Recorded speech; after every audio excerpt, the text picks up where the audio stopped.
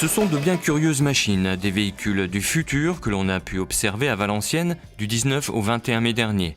Après Toulouse, Valenciennes a été choisie pour organiser le Challenge Educeco dans sa 8e édition de la course à la moindre consommation. Comme l'indique la thématique, l'idée est de concevoir et de faire la démonstration d'un véhicule consommant le moins possible d'énergie sur une distance donnée et à une vitesse moyenne minimale. Ici, le parcours était de 13 tours de circuit de 1 km 100 sur les terres du stade du Hainaut qui accueillait la compétition et dans une fourchette de 22 à 25 km/h de vitesse moyenne exigée. 2 catégories étaient représentées, les prototypes comme celui-ci et les véhicules éco-citadins comme par exemple cette élégante voiturette jaune et noire. Collégiens, lycéens et étudiants sont venus de toute la France, mais également de quelques pays européens comme l'Angleterre, l'Allemagne, les Pays-Bas ou encore la Pologne.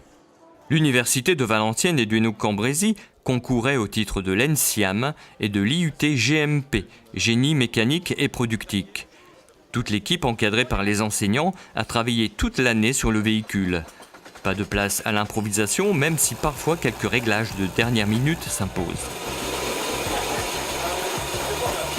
On a fait un plan de joint en carbone qui nous a pris beaucoup de temps pour tout réajuster. Il y a eu toute la réhabilitation de la voiture, donc ouais, énormément de boulot sur cette voiture.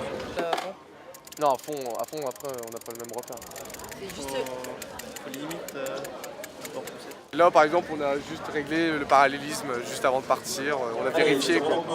Après, on a desserré un peu le frein arrière parce qu'on voyait qu'on avait un petit frottement, on vient de le détecter. C'est quand on détecte un problème quoi en gros. Moteur en général on s'arrange pour tout calibrer avant de sortir des stands. On a calibré tout ça tout le début d'après-midi, donc sur le banc d'essai, je veux dire, tout a été testé avant, on part pas sans avoir testé le moteur, sinon en pleine course ça serait dommage. Écoutez, c'est ça. La météo capricieuse le vendredi matin n'avait pas permis à Belinda, la pilote, à produire des résultats très satisfaisants. Et la concurrence fut rude.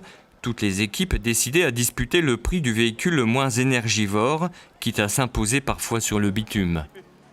Les conditions s'étant améliorées l'après-midi, Belinda s'en trouva plus confiante pour aborder un nouvel essai. Elle restait vigilante cependant car la présence des concurrents demande d'anticiper assez largement les trajectoires. Faut être concentré quand même, faut pas être regarder un peu à droite, à gauche, parce que si on perd le contrôle de la voiture, on fonce dans le décor. Mais c'est plus une stratégie en fait à adopter. On a fait le parcours à pied, tout ça, pour savoir où on doit accélérer, à quel moment. Ouais, ce matin il pleuvait, c'était difficile ce matin quand même. J'ai eu un peu de mal, tout ça, la voiture a un peu dérapé dans la pente. Mais bon là, je pars confiante. Merci. Pendant que l'équipe de l'ENSIAM se lance, Belinda enfile son casque et la voiture Autonomie 1 passe au contrôle pour les vérifications avant de prendre le départ à son tour.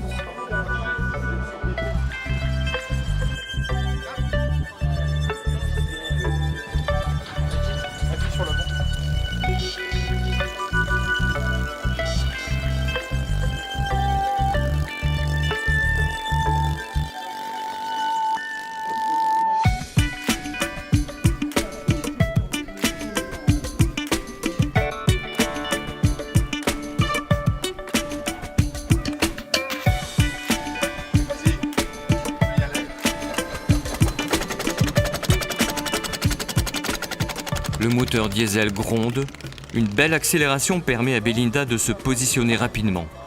Elle va maintenant se mêler avec ses adversaires déjà partis et disséminés sur le circuit. Elle a fait la veille son repérage et elle a sa stratégie. Certains pilotes ont fait parfois une erreur de calcul de vitesse en courbe et le rayon de braquage, souvent insuffisant sur ces prototypes, ne leur a pas permis d'éviter la sortie de route.